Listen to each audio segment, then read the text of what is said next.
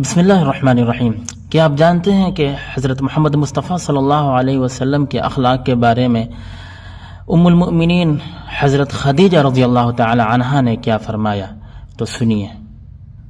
ہمارے پیارے نبی حضرت محمد مصطفیٰ صلی اللہ علیہ وسلم پر جب نبوت کی ذمہ داری پڑی تو آپ صلی اللہ علیہ وسلم نے اس کی گراں باری محسوس کرتے ہوئے فکر مندی کا اظہار اپنی زوجہ محترمہ حضرت خدیجہ الکبریٰ رضی اللہ تعالی عنہا سے کیا، تو انہوں نے یہ کہہ کر تسلی دی اور اطمینان دلایا کہ آپ پریشان نہ ہو، خدا کی قسم اللہ تعالی آپ کو کبھی ذلیل و رسوا نہ کرے گا۔